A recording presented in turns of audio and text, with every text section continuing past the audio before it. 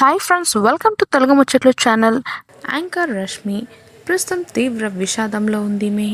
ఆమెకు ఎంతో ఇష్టమైన వ్యక్తిని కోల్పోయినందుకు ఆమె తీరని బాధలో ఉంది. అసలు ఇంతకీ ఏం జరిగింది, యాంకర్ రష్మి విషాదానికి కారణం ఏంటి, ఆ వివరాలు ఇప్పుడు తెలుసుకుందాం. Extra Jabardasth, Sridevi drama company వంటి షోలతో మంచి గుర్తింపు తెచ్చుకుంది యాంకర్ రష్మి. ఇక సుడిగాలి సుధీర్తో లవ్ ట్రాక్ అంటూ రష్మి చేసిన హడావిడితో బుల్లితెరపై హిట్ జోడి అయిపోయారు వీరిద్దరూ. కెరీర్, సినిమాల విషయం పక్కన పెడితే రష్మి పెద్ద జంతు ప్రేమికురాలు. ఈ విషయం అందరికీ తెలిసిందే.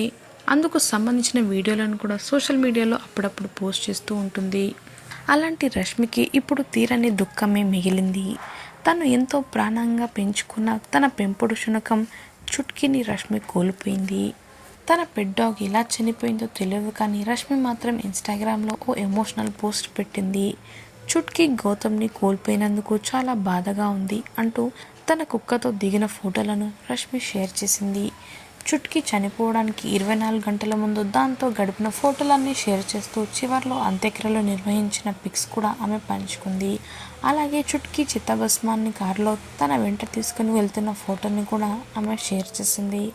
రష్మి ఎమోషనల్ అవ్వడంతో తన ఫ్యాన్స్ కూడా అల్లాడిపోయారు. బీ స్ట్రాంగ్ రష్మి, మేమంతా నీతో ఉన్నాం అంటూ ఫ్యాన్స్ కూడా కమెంట్స్ పెడుతున్నారు. ఇక రష్మి ఈ పోస్ట్కి హీరోయిన్ ప్రియమణి కూడా స్పందించింది. రెస్ట్ ఇన్ పీస్ చుట్కీ అంటూ కమెంట్ చేసింది. సాధారణంగానే మూగజీవాలకి ఏ చిన్న ఇబ్బంది వచ్చినా రష్మి అల్లాడిపోతూ ఉంటుంది.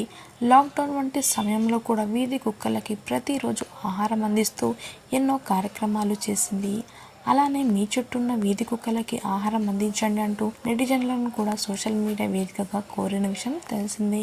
ఇలా మూగజీవాల పట్ల తన ప్రేమను ఎన్నోసార్లు చాటుకుంది రష్మి. ఇప్పుడు తన పెంపుడు కుక్క చనిపోవడంతో ఆ బాధను తట్టుకోలేకపోతుంది. ఈ విషయం తెలుసుకొని పలువురు అభిమానులు ఆమెకు ధైర్యం చెప్తున్నారు. మరిన్ని తాజా అప్డేట్స్ కోసం తెలుగు ముచ్చట్లు ఛానల్ని సబ్స్క్రైబ్ చేసుకుని పక్కన కనిపించే బెల్ బటన్ని క్లిక్ చేయండి. అందులో ఆల్ అనే ఆప్షన్ని సెలెక్ట్ చేసుకోండి. Thanks for watching.